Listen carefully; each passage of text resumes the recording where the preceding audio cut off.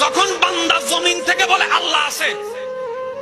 ইচ্ছে করে বলুক অনিচ্ছাই বলুক, জেনে বলুক না জেনে বলুক, সাথে সাথে আল্লাহ কয় ফেরেশতা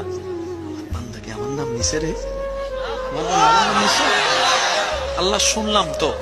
কয় কেন আমার নাম কেন নিছে? আল্লাহ তার পেটের মধ্যে বাচ্চা, ডাক্তারের টাইম দিছে আর মাত্র 15 দিন বাকি আছে, কিন্তু এখান থেকে পেন উঠলে যে সদরে নিয়ে যাবে, রাস্তাঘাটও ভালো নাই, এরকম কোনো সুযোগও নাই, তার জামাইয়ের ওখানে কোনো টাকাও নাই যে বাহিরে কোনো 3-4 দিন রাখবে, কোনো সুযোগ নাই, কিন্তু সে অনেক বড় বিশ্বাস নিয়ে এতটুক বলছে তার শাশুড়িকে, মামি শাশুড়িকে, খালা শাশুড়িকে, মাকে, চাচিকে, আমার আল্লাহ আছে, আমার আল্লাহ আছে, আমার আল্লাহ আছে। যে আল্লাহ পাক বলে আমার বান্দা যেহেতু আমার নাম নিয়েছে, সুবহানাল্লাহ বলে না, আমার বান্দা বুঝে নেক আর না বুঝে নেক,